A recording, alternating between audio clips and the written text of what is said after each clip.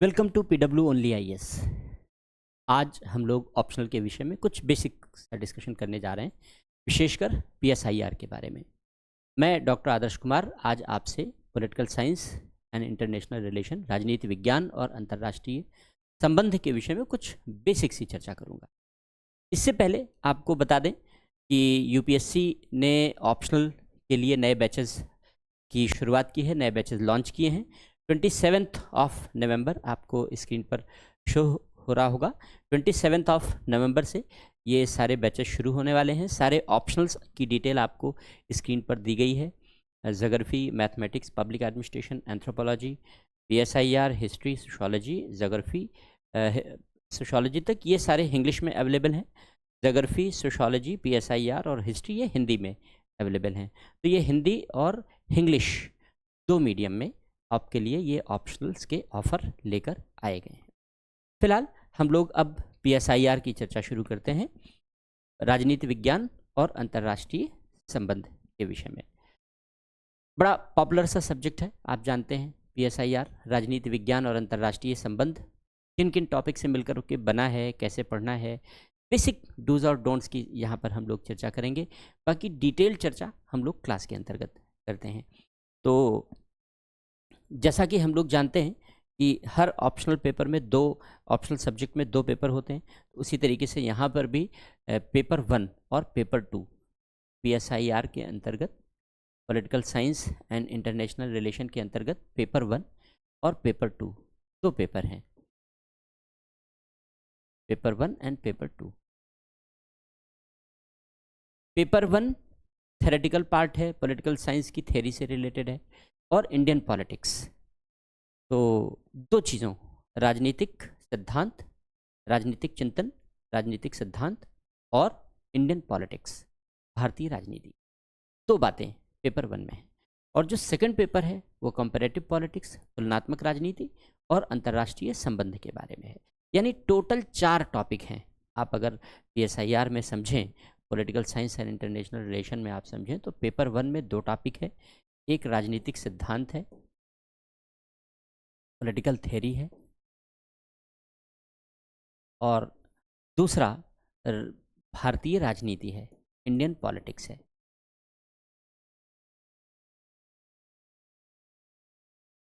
इसके अलावा जो बाकी 2 पेपर हैं, सेकंड पेपर में वो पहला तुलनात्मक राजनीति है, कंपैरेटिव पॉलिटिक्स है, और तुलनात्मक राजनीति के साथ जो दूसरा है वो अंतर्राष्ट्रीय संबंध है, IR है,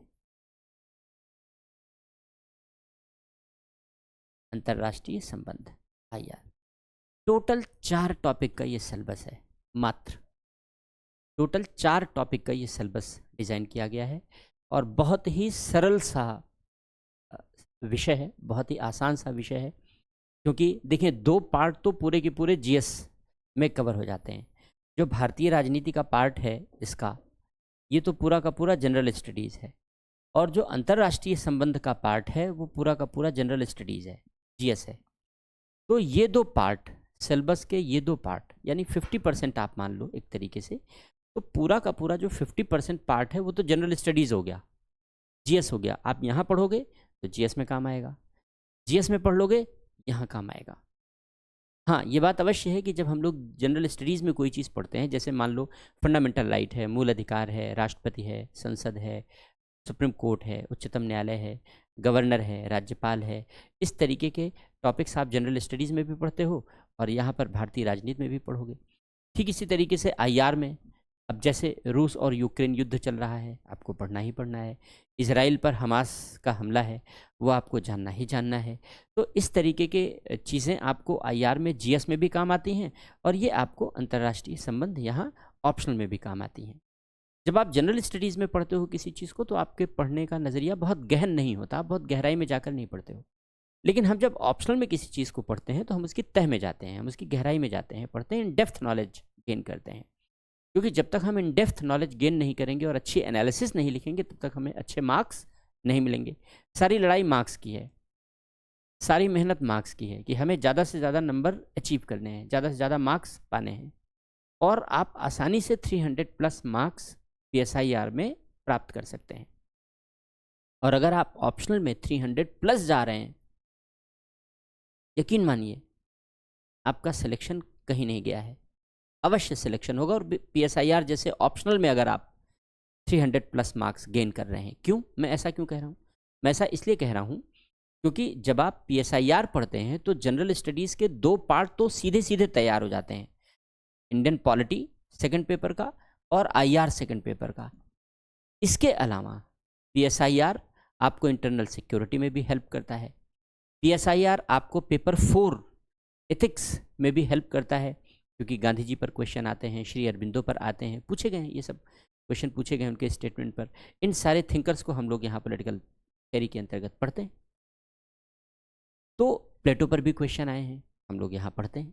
तो जितने भी थिंकर्स हम लोग यहाँ पॉलिटिकल साइंस में पढ़ते हैं वो हमारे लिए वेस्ट नहीं होते जनरल स्टडीज़ के लिए, वे जनरल स्टडीज़ में भी पेपर 4 एथिक्स में हमारे काम आ जाते हैं।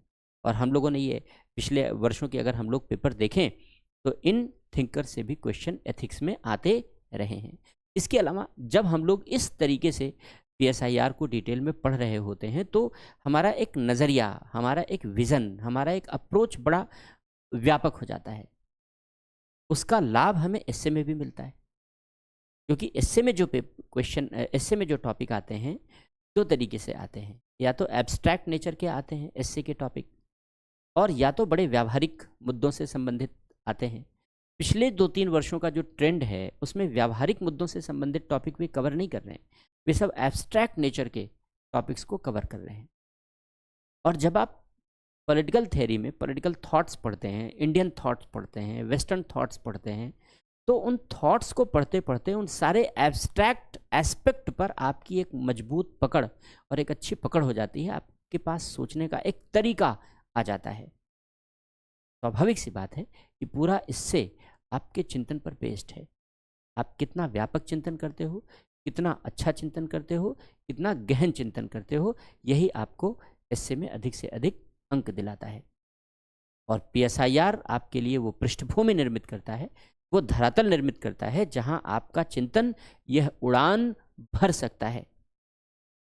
और इसलिए PSIR का बेनिफिट केवल और केवल अपने ऑप्शनल के लिए ही नहीं है कि वह केवल ऑप्शनल के लिए अंकदायी होगा, ऑप्शनल में आपको अच्छे अंक दिलाएगा, बल्कि अगर वो ऑप्शनल में आपको अच्छे अंक दिला रहा है, 300 प्लस आप जा रहे हैं आसानी से, तो इसका मतलब ये है कि आपकी ऑप्शनल की समझ बहुत अच्छी है। और अगर समझ बहुत अच्छी है, चिंतन किया है आपने पढ़ने के साथ साथ, तो वो आपका जनरल स्टडीज़, एस्से, इन सारे पहलुओं को भी अच्छी तरीके से कवर कर लेता है। और जब आप इंटरव्यू में बैठते हैं तो इंटरव्यू में नेशनल इश्यूज़ पर क्वेश्चन पूछे जाते हैं। इंडियन पॉलिटिक्स में हम लोग नेशनल इश्यूज़ को कवर कर लेते हैं। आपसे इंटरनेशनल इश्यूज़ पर क्वेश्चन पूछे जाते हैं, अवश्य पूछे जाते हैं। और जब आपसे इंटरनेशनल इश्यूज़ पर क्वेश्चन पूछे जाते हैं तो IR में हम लोग कवर कर लेते हैं। और इस तरीके से आपकी कंप्लीट प्रिपरेशन में एक ऑप्शनल पूरी तरीके से आपके साथ खड़ा होता है, और वह है political science and international relation, राजनीति विज्ञान और अंतर्राष्ट्रीय संबंध। ये पूरे ऑप्शनल की तैयारी में, आपकी पूरे ऑप्शनल के साथ साथ पूरे एग्जाम की तैयारी में आपकी संपूर्ण सहायता करता है, आपकी संपूर्ण मदद। तो ये एक ऑप्शनल का बेसिक सा परिचय था, सब्जेक्ट का बेसिक सा परिचय था कि इस ऑप्शनल की उपयोगिता हमारे लिए क्या है। अगर हम PSIR ऑप्शनल को लेते हैं, PSIR ऑप्शनल को पढ़ते हैं, तो हमारे लिए किस तरीके से हेल्पफुल होगा, एक बात। दूसरी बात, 4 टॉपिक हैं। अब सिलेबस तो हम बहुत डिटेल में यहाँ पर डिस्कस नहीं करेंगे, क्योंकि एक एक टॉपिक डिस्कस करेंगे तो वो बहुत लेंदी हो जाएगा। वो हम लोग क्लास के दौरान करते हैं सिलेबस का डिस्कशन। लेकिन छोटी छोटी सी बातें मैं आपको बता दूं कि सिलेबस में किन बातों को कवर किया गया है। जैसे जब हम लोग पॉलिटिकल थ्योरी पढ़ते हैं तो मन में ये भाव आता होगा कि शायद थ्योरी का पार्ट है तो कठिन होता होगा। ऐसा बिल्कुल भी नहीं है। इस पॉलिटिकल थ्योरी के पार्ट में हमें पॉलिटिकल आइडियोलॉजीज़ पढ़नी है, कुछ विचारधाराएं पढ़नी हैं, कुछ कॉन्सेप्ट्स पढ़ने हैं, और हमें चिंतन पढ़ना है, पाश्चात्य चिंतन पढ़ना है और भारतीय चिंतन पढ़ना है। ये मिलाकर ही पूरा का पूरा पॉलिटिकल थ्योरी का पार्ट बनता है। तो जो विचारधाराएं हैं, जैसे समाजवादी विचारधारा है, मार्क्सवादी विचारधारा है, गांधीवादी विचारधारा है, नारीवादी विचारधारा है, इसमें कुछ नया नहीं है। आप सुनते रहते हैं इन शब्दों को, ये आपको जानना भी चाहिए। फांसीवादी विचारधारा है तो आपको जानना भी चाहिए कि विचारधाराएं होती क्या हैं। कैसे डेवलप हुई हैं, आज किस तरीके से कहाँ उपयोग में लाई जा रही हैं, नहीं लाई जा रही हैं, इन सारी बातों के बारे में जानना ये आपके लिए ज्ञानार्जन का भी साधन है और आपके लिए अंकदायी भी है, दोनों बातें हैं। इसके अलावा कॉन्सेप्ट्स, छोटे छोटे कॉन्सेप्ट हैं, जैसे समता क्या है, इक्वालिटी के बारे में है, न्याय के बारे में है, डेमोक्रेसी के बारे में है, ये सब टॉपिक हमें पढ़ने हैं। ये सब टॉपिक आप पॉलिटी में भी पढ़ते हो, लेकिन पॉलिटी में हम बहुत संक्षेप में पढ़ते हैं, हम वहाँ थ्योरी नहीं पढ़ते। लेकिन यहाँ जब हम लोग पढ़ते हैं तो यहाँ हम लोग थोड़ा सा थ्योरेटिकल पार्ट भी पढ़ते हैं। भाई न्याय है क्या, कैसे न्याय की संकल्पना विकसित हुई है, न्याय के संकल्पना के विकास में किन किन चिंतकों का योगदान रहा है, प्लेटो ने न्याय के बारे में क्या कहा, एरिस्टोटल ने न्याय के बारे में क्या कहा, रॉल्स ने न्याय के बारे में क्या कहा। तो हम लोग न्याय के संदर्भ में न्याय की विचारधारा, न्याय की संकल्पना कैसे विकसित हुई है, हम लोग इस संकल्पना के विकास के विषय में एक सामान्य सी जानकारी अर्जित कर लेते हैं, पूरी गहराई के साथ और पूरी कॉन्सेप्चुअल समझ के साथ। ये इस तरीके से जब हम लोग पढ़ते जाते हैं तो हमारे सारे कॉन्सेप्ट भी क्लियर होते जाते हैं, हमारा कॉम्प्रिहेंसिव कवरेज होता जाता है और क्वेश्चन इसके दायरे से बाहर नहीं पूछे जाते हैं, नहीं पूछे जाएंगे। तो ये छोटे छोटे से कॉन्सेप्ट हैं। इस तरीके से इन कॉन्सेप्ट से हम लोग पहले से परिचित हैं, यहाँ पर हम लोग उनका गहन अध्ययन करते हैं। इसके बाद फिर पाश्चात्य चिंतन और भारतीय चिंतन। पाश्चात्य चिंतन में भी बड़े पॉपुलर नेम हैं, आप जानते हैं, प्लेटो हैं, एरिस्टोटल हैं, मैकियावेली हैं, तो इन मिल हैं, इन सब के विषय में हम लोगों ने सुन रखा है। लेकिन यहाँ पर हम उनके विषय में पढ़ते हैं और चिंतकों को पढ़ना, चिंतन को पढ़ना बहुत आसान होता है। आपको एक मन में एक फ्रेम बन जाता है कि शायद चिंतकों को पढ़ना टिपिकल होता है, डिफ़िकल्ट होता है, लेकिन ऐसा नहीं। चिंतकों को पढ़ना बहुत सरल कार्य है, बहुत आसान कार्य है। क्यों सरल कार्य है, क्यों आसान कार्य है? क्योंकि कोई भी चिंतक का चिंतन निर्वात में नहीं उपजता। इसका मतलब यह है कि अगर कोई चिंतक अपना चिंतन देता है तो उसके पीछे की एक पृष्ठभूमि होती है। जैसे मान लो आज आपसे नौकरशाही के बारे में, राजनीति के बारे में चिंतन करने के लिए कहा जाए कि भाई भारतीय राजनीति के विषय में आप बताइए, भारतीय नौकरशाही के बारे में, तो आप अपना चिंतन कैसे करोगे? आप भारतीय राजनीति के जो घटनाक्रम है उन्हीं घटनाक्रमों के आधार पर आप अपनी बात कहोगे। जो प्रशासन के इर्द गिर्द घटनाक्रम है उन्हीं घटनाक्रमों के इर्द गिर्द आप अपनी बात कहोगे। तो स्वाभाविक सी बात है कि जो वर्तमान परिवेश है वही परिवेश आपके चिंतन की उपज का आधार बनता है, मोटे तौर पर, अगर दर्शन नहीं है तो जिन विचारकों ने, जैसे प्लेटो ने, एरिस्टोटल ने, जिन चिंतकों ने अपना चिंतन दिया, मैकियावेली ने, मिल ने, हम अगर उन्हें समझना चाहते हैं तो हम उनके परिवेश को समझें। उनके चिंतन का परिवेश कैसा था, किस परिवेश में रह करके उन्होंने अपने चिंतन को विकसित किया है। और एक बार अगर आपने उस परिवेश को समझ लिया तो फिर चिंतन को समझना आपके लिए कठिन नहीं रह जाता। क्योंकि आपको भी अगर ऐसी परिस्थिति में बैठा दिया जाए तो संभवतः आपका भी चिंतन उसी दिशा में चलेगा, उसी धारा में बहेगा जिस दिशा में उन्होंने चिंतन किया। बात बस इतनी सी है चिंतन के संदर्भ में। तो हम लोग इस परिप्रेक्ष्य से अगर चिंतकों को पढ़ते हैं तो हमारे लिए चिंतकों को पढ़ना, उनके चिंतन को पढ़ना, उनके थॉट्स को पढ़ना, थिंकर्स को पढ़ना, थॉट्स को पढ़ना बेहद आसान हो जाता है, बहुत सरल हो जाता है। इसी तरीके से भारतीय चिंतन है। भारतीय चिंतन में हम लोग धर्मशास्त्र पढ़ते हैं, अर्थशास्त्र पढ़ते हैं, गौतम बुद्ध के विषय में पढ़ते हैं, महात्मा गांधी के विषय में पढ़ते हैं, श्री अरबिंदो इत्यादि। इन सारे ये सारा का सारा चिंतन हमारा इंडियन थॉट के रूप में सिलेबस में मेंशन किया गया है। अब इन सारी चीज़ों को तो आप जनरल स्टडीज़ में भी थोड़ा बहुत पढ़ते रहते हो। गौतम बुद्ध का चिंतन आप पढ़ते हो, उनका अष्टांगिक मार्ग और सारी चीज़ें, क्वेश्चन भी आते हैं आपके जनरल स्टडीज़ में, गांधी जी के बारे में, श्री अरबिंदो के बारे में। तो ये सारा का सारा चिंतन आपके डॉक्टर अम्बेडकर के बारे में, ये सारा का सारा चिंतन आपके जनरल स्टडीज़ में भी काम आता है, पेपर 4 में भी काम आता है, एस्से में भी काम आता है। जब इनके बारे में आप जानते हो, इनके थॉट्स के बारे में जानते हो, तो आप इनकी बातें मेंशन करते हो एस्से में कि गांधी जी ने ऐसा कहा था, डॉक्टर अम्बेडकर ने ऐसा कहा था, श्री अरबिंदो ने ऐसा कहा था, प्लेटो ने ऐसा कहा था, अरिस्टोटल ने ऐसा कहा था। वो आपके एस्से में भी काम आता है, बहुत अच्छे तरीके से काम आता है, पेपर 4 में भी काम आता है। तो ये जो राजनीतिक सिद्धांत का पोर्शन है वो बेहद इंटरेस्टिंग है, बहुत आसान है। बस नज़रिए की बात है कि जब हम पढ़ते हैं तो पढ़ने के दौरान हमारा नज़रिया कैसा होता है, हमारा अप्रोच कैसा होता है। अगर हमारा नज़रिया बहुत फाइन है तो इसकी तैयारी बहुत आसान है। इसके बाद इसका जो सेकंड पार्ट है वह है भारतीय राजनीति, इंडियन पॉलिटिक्स। इंडियन पॉलिटिक्स में आधा तो कॉन्स्टिट्यूशन ही है। जो इंडियन पॉलिटी में हम लोग कॉन्स्टिट्यूशनल फ्रेमवर्क पूरा पढ़ते हैं, ये पूरा का पूरा इंडियन कॉन्स्टिट्यूशन यहाँ भी हमें पढ़ना है। संघ की सरकार, union government, state government, local government, ये सब कुछ पढ़ना है। इसके अलावा इर्द गिर्द किस तरीके से हमारी भारतीय राजनीति का विकास हुआ है, उसमें भारतीय संविधान का भी ऐतिहासिक विकास में पढ़ना होता है। स्वतंत्रता आंदोलन के दौरान हमारी भारतीय राजनीति का स्वरूप कैसा था, इसके बारे में भी हमें पढ़ना होता है। तो ये छोटे छोटे से घटनाक्रम, उसमें किसान आंदोलन है, श्रमिक आंदोलन है, तमाम बातें, सहयोग आंदोलन है, सविनय अवज्ञा आंदोलन है, ये सारी बातें आप जनरल स्टडीज़ में भी पढ़ते हो, यहाँ भी पढ़ते हो। जब इंडियन पॉलिटिक्स की बात करते हैं तो इकोनॉमी की बात किए बिना हम रह नहीं सकते, क्योंकि इकोनॉमी पॉलिटिक्स का एक अभिन्न हिस्सा है। इसलिए हम लोग यहाँ नियोजन के बारे में भी पढ़ते हैं, प्लानिंग के बारे में भी पढ़ते हैं, भारत के इकोनॉमिक डेवलपमेंट के बारे में पढ़ते हैं। जब इकोनॉमिक डेवलपमेंट आता है तो हरित क्रांति पढ़ना जरूरी है। तो जनरल स्टडीज़ में आप ये सारी चीज़ें भी पढ़ते हो। तो polity, history, economy, general studies में आप ये जो सारे टॉपिक कवर करते हो, इन सारे टॉपिक को मिलाकर के बना है भारतीय राजनीति। तो भारतीय राजनीति पढ़ने से आपका मॉडर्न इंडिया का भी पार्ट कवर होता है। भारतीय राजनीति पढ़ने से आपका इंडियन पॉलिटी 100% कवर हो जाता है, और इकोनॉमी के भी एक दो टॉपिक यहाँ पर कवर हो जाते हैं। ये भारतीय राजनीति है। इसके बाद फिर तुलनात्मक राजनीति और अंतर्राष्ट्रीय संबंध।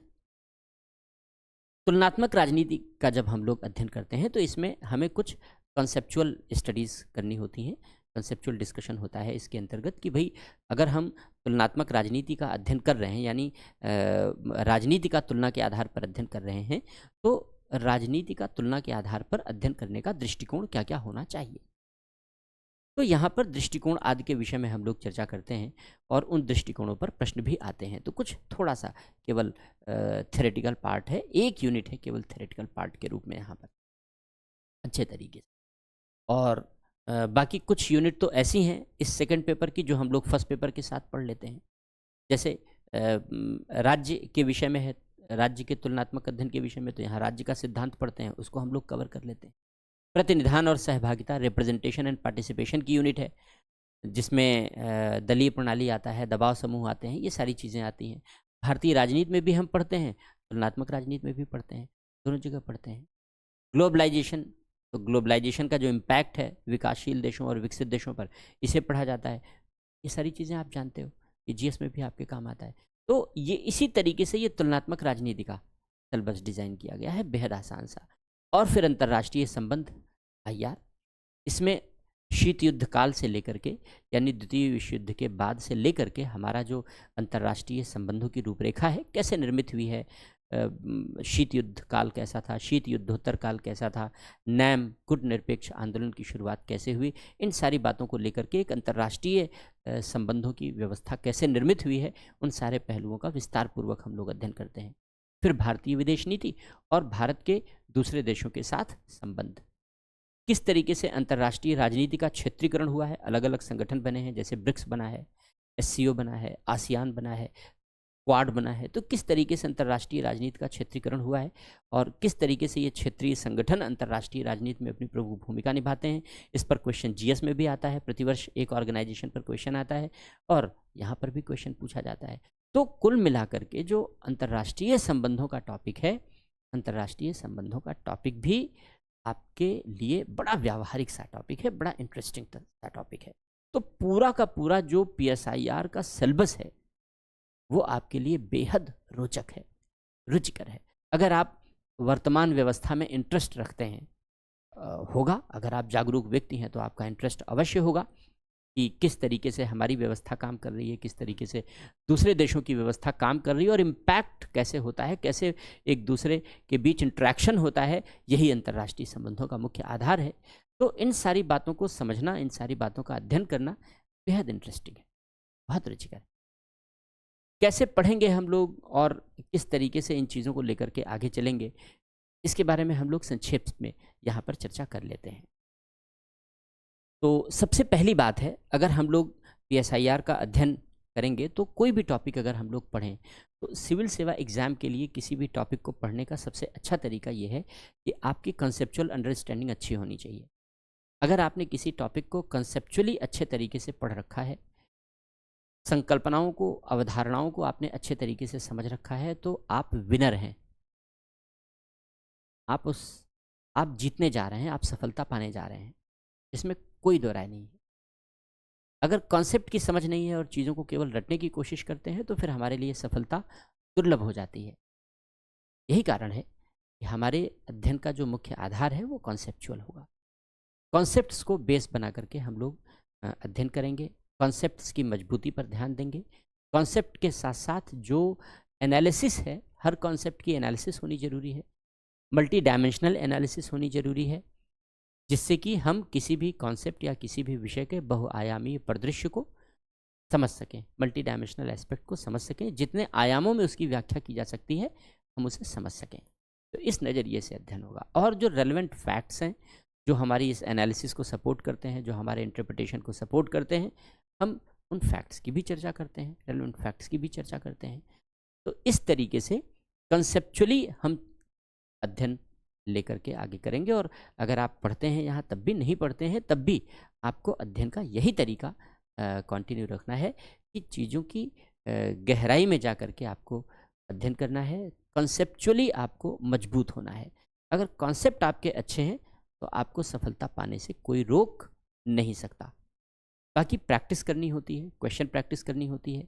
ये अच्छी बात है कि हमारी टीम पूरी की पूरी आपके लिए 10 से 12 टेस्ट डिज़ाइन करती है पूरे कोर्स के दौरान। हर महीने में ऑलमोस्ट 2 टेस्ट आपसे लिए जाते हैं और 30-40 दिनों के अंतर पर 2 टेस्ट होता है। इस तरीके से 15 दिन 20 दिन के अंतर पर एक टेस्ट रखा जाता है, जिससे आप 15-20 दिनों में आपने जो कुछ पढ़ा अच्छे से रिवाइज़ किया, उसके आधार पर आप टेस्ट दे लीजिए। और इस तरीके से 10 से 12 टेस्ट का पूरा शेड्यूल तैयार किया गया है, जिससे आप जो पढ़ते रहें उसको लिखते भी रहें। लिखने के साथ आपकी अभिव्यक्ति की जो त्रुटियां हैं, उन त्रुटियों को इंगित भी किया जाता है, आपको बताया भी जाता है और आप उन कमियों को दूर करते रहें। ये इस टेस्ट का मुख्य पर्पज़ है। तो केवल और केवल यहाँ PSIR का अध्ययन ही नहीं होगा। अध्ययन के दौरान हम आपको क्लास में इसी तरीके से लेक्चर देंगे, डिक्टेट करेंगे, चीज़ों को लिखाएंगे भी आपको। लिखने के साथ साथ आपको PDF भी शेयर होगा। इसके अलावा ये टेस्ट रेगुलर कंडक्ट कराए जाएंगे कुछ टाइम इंटरवल पर। 10 से 12 टेस्ट का पूरा शेड्यूल रहेगा, जिससे कि एग्ज़ाम की तैयारी आपकी कंप्लीट तरीके से की जा सके। न केवल आप पढ़ सकें बल्कि आप अच्छे तरीके से लिखना भी सीख सकें, क्योंकि अगर अच्छे तरीके से लिखना नहीं आया तो पूरी की पूरी पढ़ाई व्यर्थ हो जाती है, बेकार हो जाती है। तो टेस्ट भी कंडक्ट कराए जाएंगे PSIR के अध्ययन के साथ साथ। अब अगला प्रश्न ये उत्पन्न होता है कि कहाँ से पढ़ना है, बुक्स कौन कौन सी बुक्स फॉलो करनी है हमें। वैसे तो बुक्स मार्केट में बहुत हैं, लेकिन हम जब अलग अलग टॉपिक आपको पढ़ाते जाते हैं तो अलग अलग टॉपिक के लिए एक अलग अलग रेफरेंस बुक उसी समय बताते जाते हैं कि देखो ये टॉपिक है, इस टॉपिक के लिए मेन बुक ये है, बाकी बहुत सारे जो सपोर्टिव मटेरियल्स हैं वो बहुत सारे हैं। वो सपोर्टिव मटेरियल्स आपको ख़रीदने की आवश्यकता नहीं होती। हम लोग उन सारे सपोर्टिव मटेरियल्स को लेकर के आपको जहाँ जहाँ से जो इम्पॉर्टेंट चीज़ें होती हैं एग्ज़ाम के लिए, वो सारी चीज़ें नोट डाउन करा देते हैं। तो ऑलमोस्ट जो हम लोगों का नोट्स होगा, क्लास नोट्स होगा, जो हम क्लास में आपको लिखाएंगे, वो ऑलमोस्ट सफिशिएंट होता है। उस क्लास नोट से बाहर जा कर के प्रश्न पूछने की संभावना बहुत कम होती है। तो अगर आपने क्लास नोट्स बहुत अच्छे तरीके से तैयार कर रखा है तो आपको सारे के सारे क्वेश्चन क्लास नोट से ही मिल जाएंगे। लेकिन क्लास नोट्स के अलावा भी हम बीच बीच में आपको वैल्यू एडेड मटेरियल्स भी प्रोवाइड करते रहते हैं। PDF फॉर्म में आपको दे देते हैं कि भाई देखो ये तो हमने क्लास नोट्स में लिखा दिया है आपको संक्षेप में, लेकिन इसके अलावा ये कुछ वैल्यू एडेड मटेरियल्स है, आपको इस टॉपिक पे पढ़ लेना चाहिए। तो 5 पेज 10 पेज जो भी किसी टॉपिक के लिए रेलेवेंट होगा, अच्छा होता है, वो आपको PDF फॉर्म में शेयर भी कर दिया जाता है। तो इस तरीके से आपको एडिशनल मटेरियल्स भी, आपको स्टडी मटेरियल्स भी आपको अवेलेबल करा दिए जाते हैं नोट्स के साथ। लेकिन प्राइमरी फोकस आपको नोट्स पर करना है, वही आपका बेड़ा पार करा देगा। जितना आपको क्लास में बता दिया जाएगा, क्वेश्चन उसके बाहर से नहीं आएंगे, क्वेश्चन उसी दायरे के भीतर ही रहेंगे। तो बाकी बुक्स फिर हम लोग क्लास के दौरान डिस्कस करते चलेंगे। आप अगर बुक्स जानना चाहते हैं तो कुछ पॉपुलर बुक्स हैं, जैसे एक तो इग्नो के नोट्स हैं, ग्रेजुएशन के, वे भी बहुत अच्छे हैं। ओपी गौबा की बुक आती है। ओपी गौबा की बुक अच्छी बुक है पॉलिटिकल थ्योरी के लिए, पॉलिटिकल आइडियोलॉजी के लिए, और वेस्टर्न पॉलिटिकल थॉट पर भी ओपी गौबा की बुक है, अच्छी किताब है। इसके अलावा इंडियन पॉलिटिकल थॉट पर भी ओपी गौबा की आती है, लेकिन वी आर मेहता की बुक आप ले सकते हैं इंडियन पॉलिटिकल थॉट के लिए। कंपैरेटिव पॉलिटिक्स के लिए जेसी जौहरी की बुक ली जा सकती है तुलनात्मक राजनीति के लिए।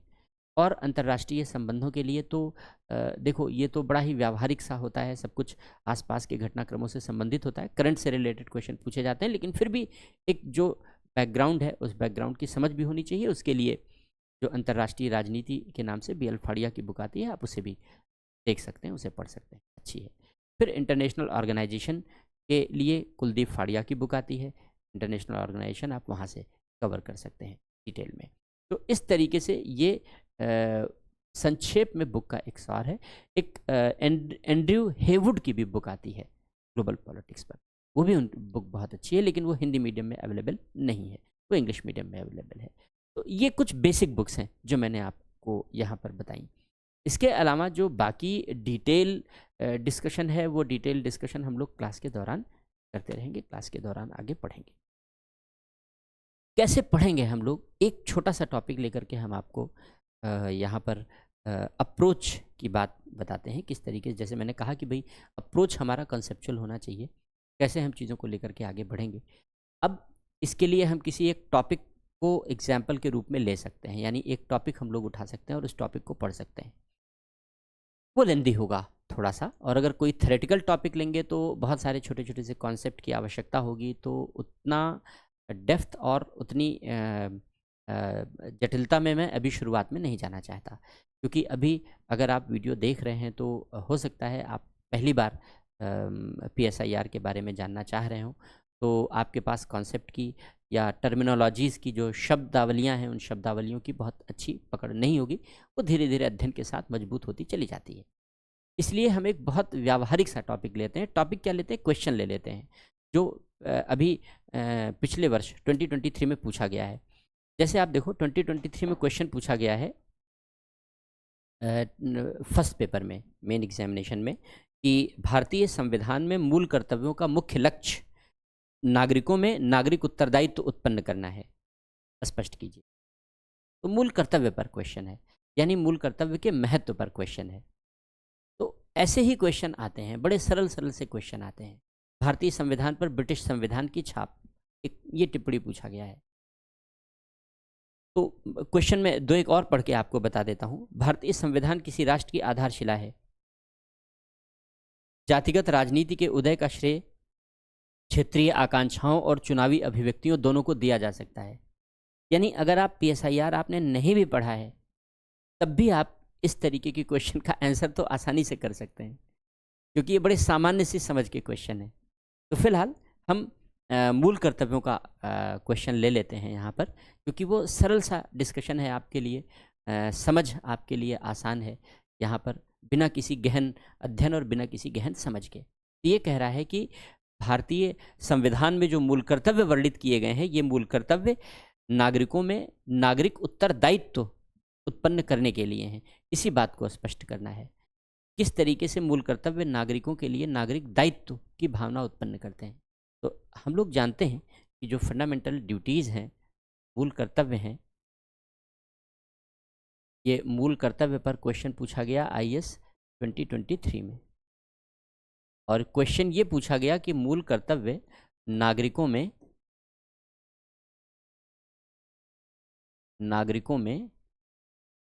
नागरिक दायित्व उत्पन्न करते हैं, नागरिक दायित्व उत्पन्न करते हैं।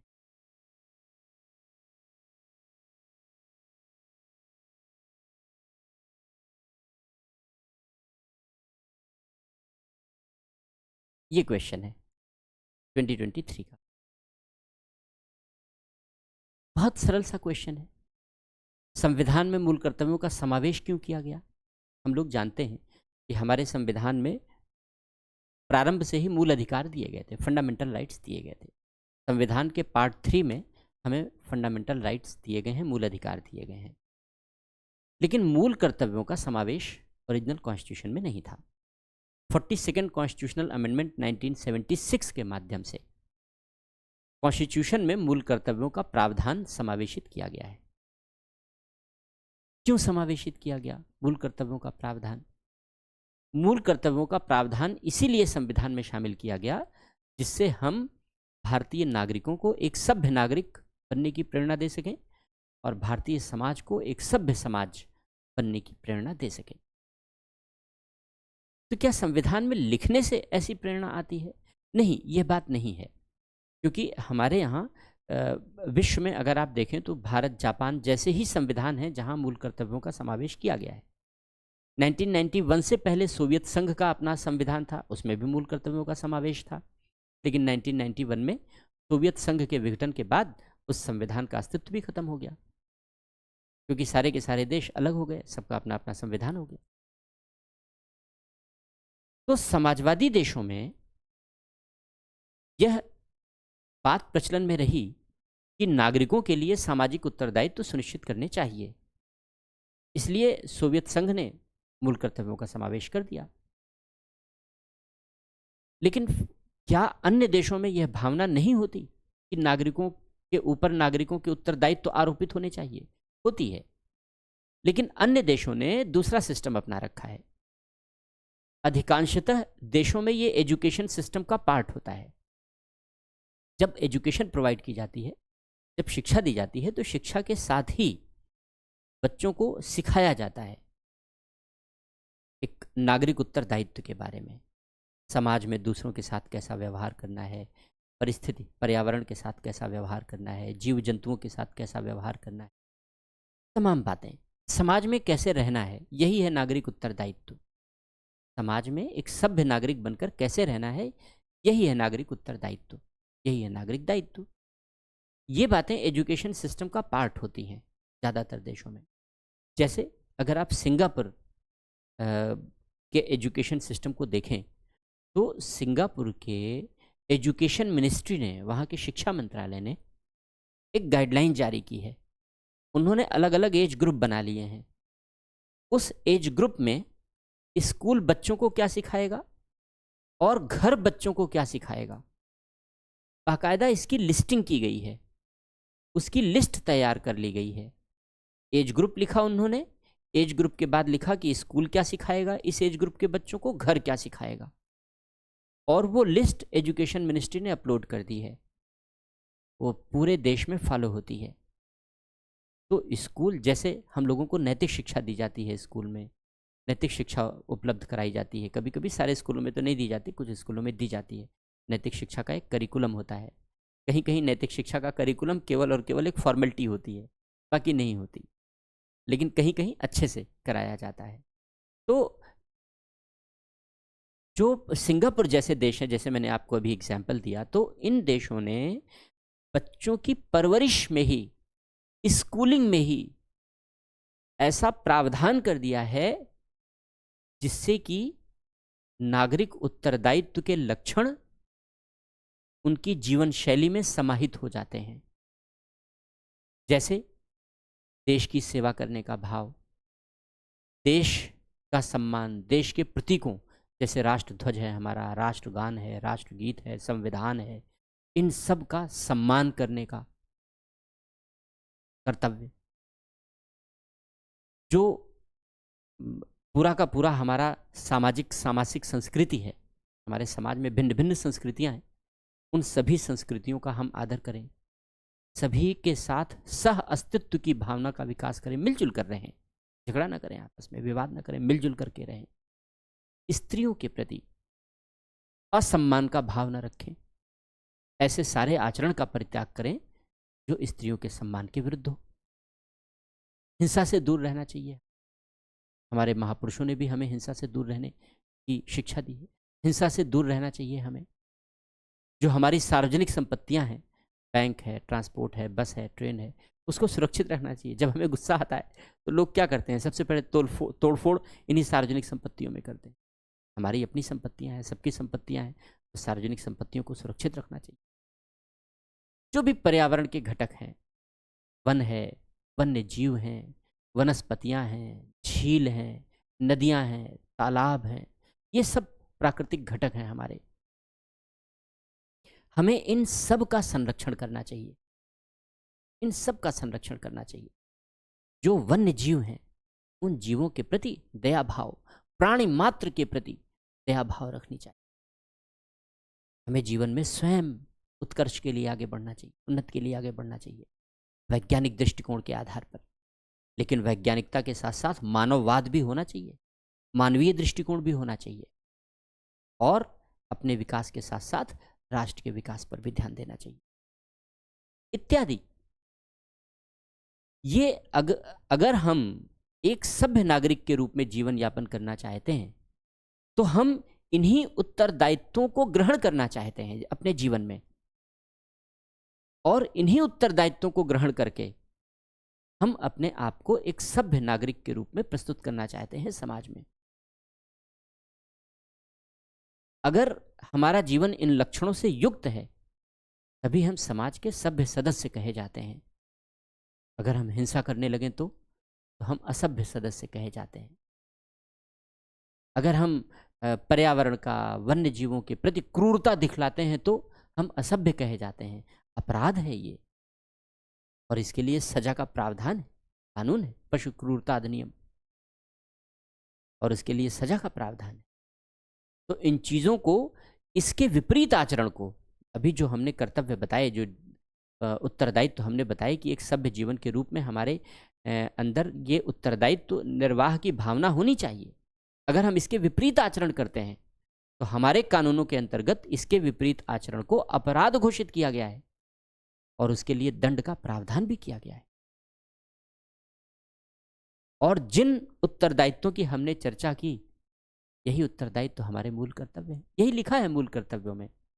उसकी भाषा अलग है, एक एक भाषा में सारी चीज़ें लिखनी। मैंने समरी आपको बता दी, मैंने सार आपको बता दिया कि जो पूरे 11, क्योंकि जब मूल कर्तव्य शामिल किए गए हमारे कॉन्स्टिट्यूशन में तो 42nd कॉन्स्टिट्यूशनल अमेंडमेंट 1976 के माध्यम से मूल कर्तव्यों का संविधान में समावेश किया गया। स्वर्ण सिंह समिति की सिफारिश पर किया गया। स्वर्ण सिंह समिति की सिफारिश के आधार पर ही 42nd कॉन्स्टिट्यूशनल अमेंडमेंट का पूरा ड्राफ्ट तैयार किया गया था। उन्होंने 8 फंडामेंटल ड्यूटी को शामिल करने की सिफारिश की थी। हालांकि उसमें कुछ ऐसी भी सिफारिशें थी जो हमने नहीं मानी। जैसे उन्होंने कहा कि भाई लोगों को कर देने के लिए भी आगे आना चाहिए, लोगों को कर भी देना चाहिए, लेकिन ये सारी बातें हटा दी गई और 10 फंडामेंटल ड्यूटीज़ 1976 में शामिल कर दी गई। आगे चल करके 86 कॉन्स्टिट्यूशनल अमेंडमेंट 2002 के माध्यम से 2002 में एक और मूल कर्तव्य जोड़ दिया गया कि जो 6 से 14 वर्ष के बच्चों के अभिभावक हैं, माता पिता हैं, वे बच्चों को पढ़ने के लिए अवसर भी उपलब्ध कराएं।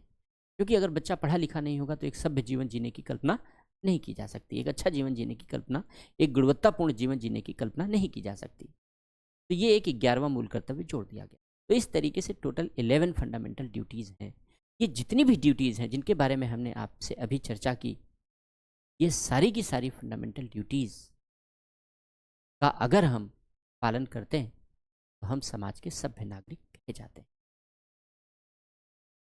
और अगर हम इनका पालन नहीं करते हैं तो इनका पालन न करने पर संविधान या यूं कहें कि मूल कर्तव्यों के उल्लंघन करने पर कोई दंड तो नहीं मिलता, क्योंकि मूल कर्तव्यों की प्रकृति बाध्यकारी नहीं है। अगर हम मूल कर्तव्यों का पालन न करें तो हमें दंडित नहीं किया जा सकता। लेकिन हमने जो कानून बनाए हैं देश में बड़े व्यापक तरीके से बनाए हैं, इसलिए कुछ ऐसे भी मूल कर्तव्य हैं जिनका पालन न करना किसी न किसी अपराध का सृजन करता है, या किसी मूल कर्तव्य का उल्लंघन करना किसी अपराध का सृजन करता है। तो उस अपराध के लिए फिर दंड भी दिया जाता है। जैसे हमारा मूल कर्तव्य है कि हिंसा से दूर रहना, लेकिन अगर हम हिंसा करें तो हिंसा करना अपराध है। अलग अलग तरीके की हिंसा अलग अलग अपराध दर्शाती है। कहीं दंगा है, कहीं बलवा है, कहीं हत्या है, तो कहीं लूट है। तो अलग अलग हिंसा अलग अलग तरीके का अपराध निर्मित करती है। तो उस हिंसा के लिए फिर सजा दी जाती है। लेकिन सजा जब दी जाएगी तो मूल कर्तव्यों के उल्लंघन के लिए नहीं मिलेगी। सजा मूल कर्तव्यों के उल्लंघन के लिए नहीं मिलेगी, सजा मिलेगी उस अपराध को करने के लिए। मूल कर्तव्यों का उल्लंघन दंडनीय नहीं है हमारे यहाँ। अगर हम किसी भी मूल कर्तव्य का उल्लंघन करना दंडनीय नहीं बनाया गया तो उसके लिए कोई सजा नहीं दी जाएगी, कोई सजा नहीं दी जाएगी। जैसे अगर हम कहें कि भाई आवश्यकता पड़ने पर देश की सेवा करनी है, देश की रक्षा करनी है, देश की सेवा करनी है, आवश्यकता पड़ने पर देश की सेवा करनी है। अब आप नहीं करना चाहते तो इसके लिए कोई कानून नहीं है आपको दंडित करने का, नहीं मिलेगा आपको दंड। लेकिन ये हमारा कर्तव्य है कि हमें अपने देश के लिए ऐसा करना चाहिए। लेकिन जहाँ जहाँ प्रावधान किए गए हैं, जैसे पर्यावरण संरक्षण के बारे में है, स्त्रियों के विरुद्ध आचरण के अशोभनीय आचरण के परित्याग के बारे में, इन सारी बातों के विषय में हमने चर्चा की। तो इन तरीके के आचरणों को अपराध बनाया गया है और अगर कोई व्यक्ति ऐसा करता है तो वो अपराध के लिए दंडित किया जाएगा। व्यक्ति को व्यक्तिगत उन्नति के लिए प्रयत्न करना चाहिए, ऐसी उन्नति के लिए प्रयत्न करना चाहिए जिससे कि राष्ट्र भी उन्नति करे। हाँ, करें आप अपनी उन्नति के लिए प्रयत्न। अगर आप अपनी उन्नति के लिए प्रयत्न नहीं कर रहे हैं तो आप मूल कर्तव्य का पालन नहीं कर रहे हैं। इसके लिए कोई दंड नहीं मिलेगा, क्योंकि इसके लिए कोई कानून भी नहीं है कि अगर आप अपनी उन्नति के लिए प्रयत्न न करें तो आपको दंडित किया जाएगा। तो इसके लिए आपको कोई दंड नहीं मिलेगा। खाइए, अजगर करे न चाकरी, पंछी करे न काम, दास मलूका कह गए सबके दाता राम। तो आप आकंठ भोजन कीजिए और सोइए घर में, कोई दिक्कत नहीं है। तो यहाँ मूल कर्तव्यों के उल्लंघन के लिए दंड नहीं मिलेगा अगर आप अपनी व्यक्तिगत उन्नति के लिए प्रयत्न नहीं करना चाहते, राष्ट्र की उन्नति के लिए प्रयत्न नहीं करना चाहते। तो इसी तरीके से मूल कर्तव्यों का प्रावधान बाध्यकारी प्रवृत्ति का नहीं है, दंडनीय प्रकृति का नहीं है। अर्थात अगर हम मूल कर्तव्यों का पालन न करें तो हमें दंड नहीं दिया जा सकता। अर्थात मूल कर्तव्य केवल हमारे लिए नैतिक रूप से बाध्यकारी हैं, कानूनी रूप से बाध्यकारी नहीं होते। कानूनी रूप से बाध्यकारी नहीं, केवल नैतिक रूप से बाध्यकारी होते। फिर एक प्रश्न ये भी उत्पन्न होता है कि अगर मूल कर्तव्य केवल नैतिक रूप से बाध्यकारी हैं तो लिखने का मतलब क्या है, फिर क्यों लिखा गया? क्योंकि अगर केवल नैतिक रूप से बाध्यकारी हैं तो इनका उल्लंघन भी हो सकता है। हाँ, बिल्कुल हो सकता है, होता भी है, खूब होता है। लेकिन अगर नैतिक रूप से लिखा गया है और उल्लंघन होता है तो इसका ये मतलब नहीं है कि इसे जबरन कानूनी रूप से बाध्यकारी भी बना दिया जाए। हालांकि JS वर्मा कमेटी ने इस बात की रिकमेंडेशन की है, इस बात की सिफारिश की है कि मूल कर्तव्यों को कानूनी रूप से बाध्यकारी बना दिया जाए। लेकिन ज़्यादा अच्छा ये होगा कि हम लोगों को ऐसा अवसर दें कि लोग स्वयं आगे बढ़ करके मूल कर्तव्यों का पालन करने के लिए प्रेरित हों, अंदर से नैतिकता आवे, अंदर से प्रेरणा आवे कि हमें इन मूल कर्तव्यों का पालन करना है। हम डंडे के बल पर, दंड के भय के बल पर हम इन कर्तव्यों का पालन न करवाएं तो अच्छा होगा। हाँ, ये बात अवश्य है, जहाँ आवश्यकता पड़ेगी वहाँ किया जा सकता है, लेकिन सामान्यतः अच्छा दृष्टिकोण यही होगा, एक सभ्य नागरिक के लिए दृष्टिकोण यही होगा कि हम प्रत्येक व्यक्ति से यह अपेक्षा करें कि वह मूल कर्तव्यों का उचित पालन करे, क्योंकि मूल कर्तव्यों का पालन करने से प्रत्येक व्यक्ति सभ्य नागरिक बनेगा और एक सभ्य समाज की स्थापना हो पाएगी। क्यों हो पाएगी? क्योंकि नागरिक दायित्व या नागरिक उत्तरदायित्व ग्रहण करने में संभव बनाते हैं। नागरिक उत्तरदायित्व का मतलब यही है जो सबके भले के लिए है, एक नागरिक से दूसरे नागरिक के प्रति है। हम समाज के सभ्य नागरिक हैं तो हमारा समाज के प्रति कर्तव्य क्या है, हमारा दूसरे नागरिकों के प्रति कर्तव्य क्या है? पहला, कि कुछ ऐसा ना करें जिससे दूसरों को नुकसान पहुंचे। अगर दूसरा कुछ ऐसा कर रहा है, समय रहते हम उसे समझा सकें, बता सकें, चेतावनी दे सकें, आगाह कर सकें। तो नागरिक दायित्व है, यानी सब मिलजुल करके एक अच्छे से प्रभावी तरीके से सभ्य समाज की स्थापना कर सकें, यही हमारा नागरिक दायित्व कहलाता है। तो क्वेश्चन देखो जो पूछा गया था 2023 में कि मूल कर्तव्य नागरिकों में नागरिक उत्तरदायित्व का सृजन करते हैं, नागरिक उत्तरदायित्व उत्पन्न करते हैं। स्पष्ट कीजिए, समझाइए। सरल सा क्वेश्चन है। तो नागरिक उत्तरदायित्व स्पष्ट करते हैं, इसी भाव के अधीन हमें इस पूरे आंसर को फ्रेम करना है। कौन कौन से नागरिक उत्तरदायित्व उत्पन्न करते हैं, कुछ एग्जाम्पल लेकर के, जो मैंने अभी आपको एग्जाम्पल दिए, उन एग्जाम्पल को लेकर के आप इसे समझा सकते हैं, आप इसे लिख सकते हैं। तो ये एक छोटा सा क्वेश्चन था 2023 का जो मैंने आपके सामने अभी डिस्कस किया।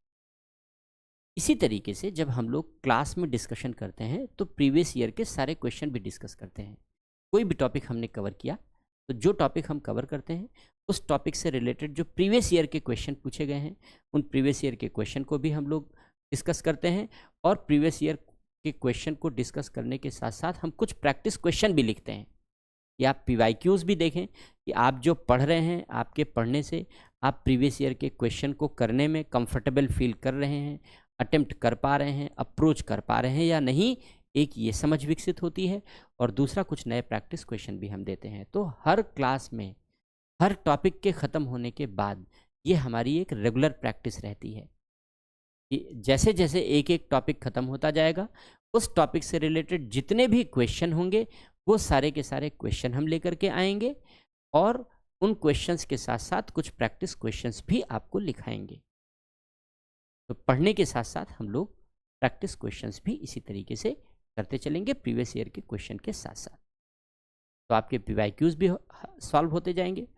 आपको PYQs कैसे सॉल्व करना है अप्रोच भी पता लगता जाएगा। आप जो पढ़ रहे हैं वो आपके लिए रेलेवेंट है, कितना रेलेवेंट है, कैसे PYQs को अप्रोच करना है, कैसे आंसर लिखना है, ये अप्रोच भी आपको साथ साथ पता चलता चलेगा और एक कॉम्प्रिहेंसिव प्रिपरेशन आपकी PSIR की होगी। तो इस उम्मीद के साथ कि PSIR के बारे में जो एक छोटा सा डिस्कशन हमने किया जिससे कि आप PSIR को अच्छे तरीके से समझ सकें कि विषय क्या है और इस विषय को हमें कैसे पढ़ना है, इन सारी बातों के विषय में हमने यहाँ पर संक्षेप में चर्चा की है। शेष क्लास में हम लोग विस्तार पूर्वक PSIR के बारे में डिस्कशन करेंगे। तो इस लेक्चर के लिए इतना ही। Thank you so much.